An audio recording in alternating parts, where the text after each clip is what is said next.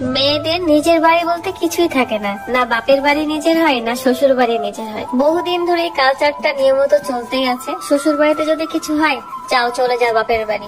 বাপের বাড়িতে কিছুদিন থাকবেন, দেখবেন বাপের বাড়ির এলাকার মানুষরা কথা শোনাবে, বাপের বাড়ির মানুষরাই হয়তো একদিন কথা শোনাবে। শেষ পর্যন্ত দেখা যায় কোনো বাড়ি আমাদের নয়। লুকাইয়া, বাসায় চলে যাবো আজকে?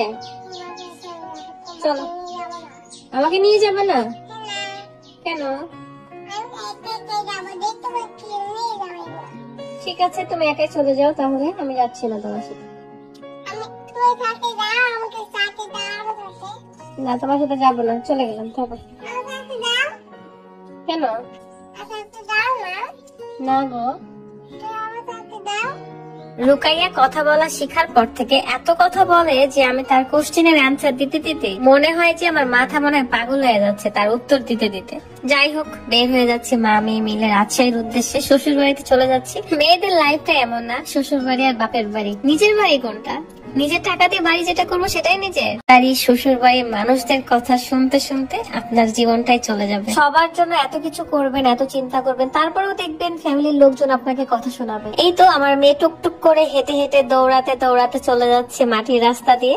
দুই পাশে ধানের জমি, এই কারণে অনেক গরম ছিল, বাট মিস করবো আবারও আমার গ্রামটাকে। তবে খুব শীঘ্রই চলে আসবো।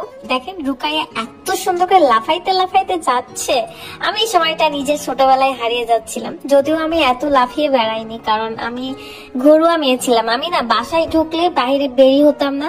আমি যে গিয়েছি গ্রামে শুধু আপনারাই জানেন, তাছাড়া কেউ জানে না। আমার বাপের বাড়ির পাশের মানুষরাও জানে না যে আমি আসলে বাড়িতে গিয়েছি, কারণ আমি বাসা থেকে বেরি হই না। আমি ছোটবেলা থেকে এরকম বের হতাম না।